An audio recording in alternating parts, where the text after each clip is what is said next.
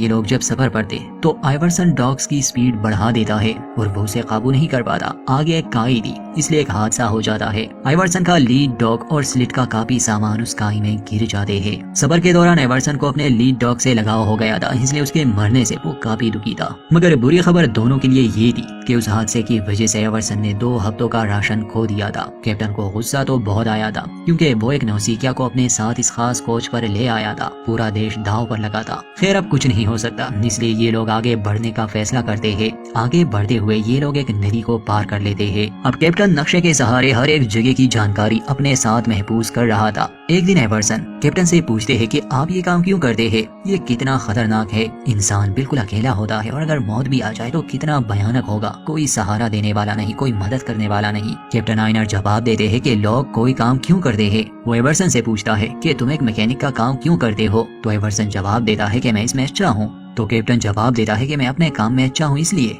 अब आइवर्सन को शोहरत या दौलत में कोई दिलचस्पी नहीं थी, ना ही उसे ये अच्छे से पता था कि ये कोच कितनी अहम है, मगर कैप्टन आयनर जानता था। खैर एक रात आइवर्सन कैप्टन को एक फोटो दिखाता है जिसमें औरतें थी। ये आइवर्सन को कहीं पर मिली थी। उसने ऐसे ही सभी औरतों के नाम रख लिए थे और उनके बारे में अंदाजा भी लगा दिया था कि वो कैसी हो सकती है। वो कैप्टन को वो तस्वीर दिखाता है कि आप इसमें किसे चुनते हैं? तो कैप्टन एक औरत की तरफ इशारा करता है और कहता है कि मैं इसका नाम नाया रखूंगा। तो आइवर्सन मजाक में कहता है कि मैं दुआ करता हूँ तुम और नाया कभी जुदा ना हो। खैर वक्त गुजरता गया। 1 महीने से भी ज्यादा का समय बीत गया। सफर का बोझ अब धीरे धीरे दोनों पर भारी होने लगा। अब कैप्टन को छोटी छोटी बात पर गुस्सा आता था, मगर आइवर्सन के बर्ताव में कोई बदलाव नहीं आया था। जब ये लोग सफर पर निकले थे इनके पास 2 स्लिट थे और उनके लिए डॉग्स, मगर अब धीरे धीरे डॉग्स बेकार हो रहे थे। तो ये उन बेकार या बीमार डॉग को मार देते और बाकी डॉग्स को खिला देते। कभी कभी तो ये खुद भी उनका मांस खाते थे। ऐसे करते करते 84 दिन बीत गए। अब इनका खाना खत्म हो चुका था। एक दिन आइवर्सन कैप्टन के पास आता है और उसे कहता है कि हमारे पास अब खाने के लिए कुछ भी नहीं है।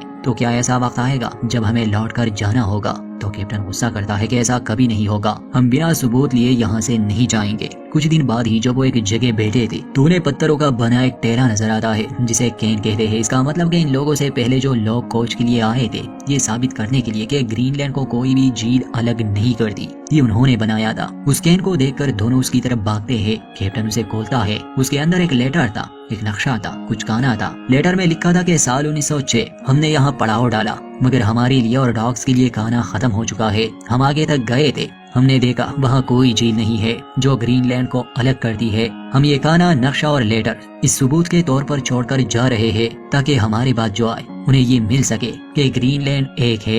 ये सब जानने के बाद कैप्टन आयनर बहुत खुश हो जाते हैं। वो आइवर्सन को कहता है कि हमने कर दिया और डेनमार्क हमेशा तुम्हारा एहसानमंद रहेगा। इनके पास तो खाना खत्म हो चुका था, मगर इनसे पहले जिन लोगों ने खाना छोड़ा था ये उसी को खाने लगे। ये लोग काफी खुश थे क्योंकि अब ये वापस अपने घर जा सकते थे, मगर इन्हें अगस्त के महीने तक पहुंचना था। मुसीबत ये थी कि इतना खाना नहीं था। खैर एक उम्मीद लिए ये वापसी का सफर शुरू करते हैं। धीरे धीरे इनके डॉग्स अब मरने लगे थे। एक दिन भूख की वजह से जब एक कुत्ता मर जाता है तो आइवर्सन उसका कलेजा निकालता है क्योंकि बाकी उसमें खाने के लिए कुछ भी बचा नहीं था। कैप्टन को शक था कि ये जहरीला हो सकता है, मगर भूख ने इन्हें इस हद तक मजबूर कर दिया था कि वो उसे खाने का फैसला करते हैं। अब जहर की वजह से चांदी का रंग बदल जाता है, इसलिए कैप्टन के पास चांदी का एक लॉकेट था। वो उससे काम लेते हैं, मगर चांदी अपना रंग नहीं बदलती। ये लोग जब उसे खा लेते हैं इन्हें फूड पॉइजनिंग हो जाती है, मगर खुशकिस्मती से इनकी जान नहीं जाती। अगले दिन जब आइवर्सन शिकार पर गया था उसे डॉग्स की भौंकने की आवाजें आती है। जब वो अपने कैंप पर जाता है तो वहाँ एक पोलर बेयर ने हमला किया था। उसने 3 कुत्तों को मार डाला था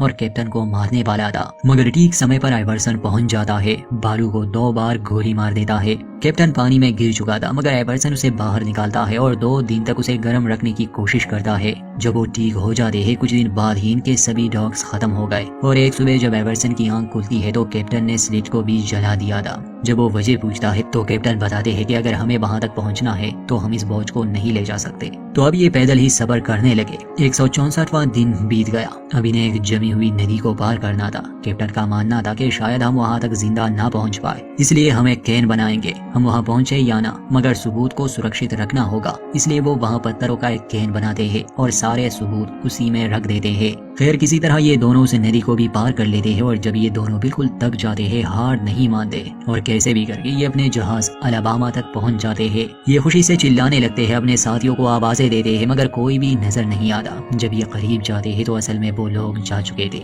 वो जहाज टूट चुका था। उसी के मलबे से उन्होंने एक केबिन बनाया था और वहाँ 1 साल का राशन था। इस बात से वो बहुत दुखी थे कि उनके अपने ही साथी उन्हें छोड़कर जा चुके हैं, मगर कैप्टन आयनर हिम्मत नहीं हारते। वो कहते हैं कि जहाज हमारे लिए आएगा। उनके पास 1 साल का खाना था और आगे अगस्त तक समंदर भी खुल जाएगा। तो अब ये लोग यहीं पर इंतजार करने लगे। अब सीन डेनमार्क पर शिफ्ट होता है। हम कैप्टन आयनर के साथी को एक सरकारी दफ्तर में देखते हैं, जो मिनिस्टर को अपने कोच के बारे में बता रहे थे। अब मिनिस्टर नील पूछते हैं कि तुमने उन्हें ऐसे क्यों छोड़ दिया। तो योगेंसन बताता है कि हमारे पास और कोई रास्ता नहीं था। अलाबामा जहाज के टुकड़े हो चुके थे, हमें मछुआरों ने बचाया। योगेंसन चाहता था कि सरकार एक और खोजी दस्ते को भेजे और उन दोनों को घर वापस ले आए, मगर नील इस बात से इनकार कर देते हैं कि पहले ही इस कोच में काफी जाने जा चुकी है। हम सरकार का और पैसा इस कोच में बर्बाद नहीं करेंगे। हालांकि उस समय योगेंसन इस बात पर जोर देते हैं, उनसे विनती करते हैं। अब वहाँ आर्टिक में 242 दिन बीत गए। कैप्टन आयनर और एवर्सन मदद की उम्मीद में बैठे थे। कैप्टन एवर्सन को हमेशा हिम्मत देता कि देख लेना, गर्मियों के आखिर में हमारे लिए एक जहाज आएगा। ऐसे ही दिन गुजरने लगे। इस केबिन में काफी कुछ था। आइवर्सन एक पुराने खराब ओपेरा को भी ठीक करता है जिस पर वो लोग म्यूजिक सुनते थे। खाना इनके पास काफी था। अब एक रात होता कुछ यूं है कि कैप्टन आयनर को बुरा सपना आता है उस कैन के बारे में जो उन्होंने नदी के किनारे पत्थरों से बनाया था। उसी में सारे सबूत थे और एक कैप्टन देखते है कि एक भालू उन सभी सबूतों को खराब कर देता है। वो अचानक नींद से जागता है और आइवर्सन से कहता है कि हमें अभी जाना होगा, हमारे सबूत खतरे में है। तो दोनों फिर से उस सफर पर निकल जाते हैं, मगर इस बार ये सफर इतना लंबा नहीं था। हालांकि इसमें तकरीबन 1 महीना लगने वाला था। वैसे तो ये सबूतों को काफी नजदीक ले आए थे। जब ये दोनों वहाँ पहुँचते हैं तो सच में पत्थरों को गिराया गया था। शायद सच में कोई भालू आया था जो भूखा था, उसे इसके अंदर से खाने की गंध आई होगी। पहले कुछ लम्हे तो कैप्टन बहुत घबरा जाते हैं। ऐसा लग रहा था जैसे वो सबूत मिट गए हो, मगर वो वहीं पर पड़े थे।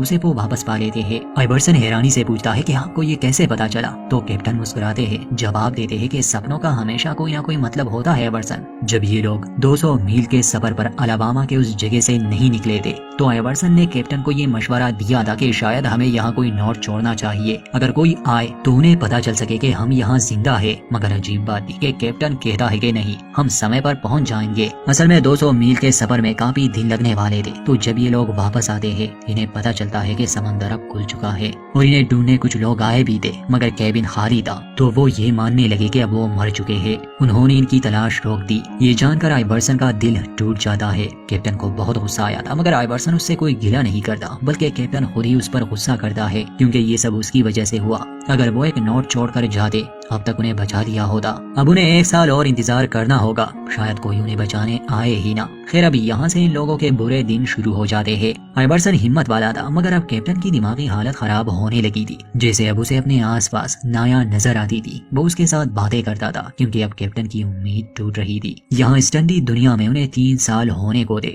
वहाँ योगेंसन एक बार फिर से सेनेटर नील से मदद मांगने आता है, जिसने पहले ही उसके कहने पर एक कोची दस्ते को भेजा था, मगर वो खाली हाथ लौट आए थे। योगेंसन कहता है कि मैं जानता हूँ वो लोग जिंदा है, उनके पास सबूत हिफाजत से है। जब कोई दस्ता वहाँ गया था तो उन्होंने देखा कि खाने के बर्तन इस्तेमाल शुदा है, इसका मतलब कि वो लोग जिंदा है। मगर इस बार सेनेटर नील उसकी कोई मदद नहीं करता। वहाँ आर्टिक में हालात इस हद तक बिगड़ जाते हैं कि एक तो उन दोनों के पास खाना खत्म हो जाता है। कैप्टन की दिमागी हालत अब बिगड़ने लगी थी। एक दिन आइवर्सन कहता है कि अजीब बात है, मुझे लगता है इस जगह पर भूत है, मैंने अपने दादाजी को यहाँ देखा। तो कैप्टन को बहुत हैरानी होती है। वो कहता है कि ऐसा नहीं हो सकता, क्योंकि कैप्टन को पता था कि उसे नाया नजर आती है और वो मरी नहीं है, जिंदा है। मगर असल में तो ये बस उसका भ्रम था। अब 3रा साल भी पूरा हो चुका था और आर्टिक में ये दोनों अकेले ही इंतजार में बैठे थे कि शायद कोई इन्हें बचाने आए, कोई इन्हें वापस घर ले जाए। कुछ दिन बाद ही आइवर्सन कैप्टन से कहते हैं कि मेरे सपने में वो लड़की आई थी जिसे आपने चुना था। आइवर्सन को नहीं पता था ये असल में नाया सच में है, और इस बात से कैप्टन का दिमाग खराब होने लगता है। उसे लग रहा था जैसे नाया ने उसे धोखा दिया हो, हालांकि ऐसा कुछ भी नहीं था, ये बस एक सपना था। तो कैप्टन अब आइवर्सन को मारने की कोशिश करता है, मगर काफी समझाने के बाद वो अपने होश में आता है और सच्चाई मान लेता है। आइवर्सन बाल बाल बच गया। बंदूक में 2 गोलियां थी, मगर एक कैप्टन ने जाया कर दी। असल में ये 2 गोलियां आइवर्सन ने खुद के लिए बचाई थी कि अगर भूख ज्यादा हुई तो ये लोग खुद को मार देंगे। अगले दिन जब ये केबिन में थे, केबिन पर एक पोलर बेयर हमला कर देता है। ये दोनों काफी घबरा जाते हैं और उसे मारने का प्लान बनाते हैं, मगर जैसे ही ये दरवाजा खोलते हैं, इन्हें बचाने के लिए डेनमार्क से लोग आए थे। आखिर 3 साल बाद इन्हें आर्टिक से ले जाया गया, उन्हीं सबूतों के साथ कि ग्रीनलैंड एक है। अब पूरी दुनिया के सामने सबूत थे तो अमेरिका ग्रीनलैंड पर अपना हक नहीं जमा सकता। डेनमार्क इन 2 हीरोज को हमेशा याद रखता है। वापस आने पर ये दोनों काफी मशहूर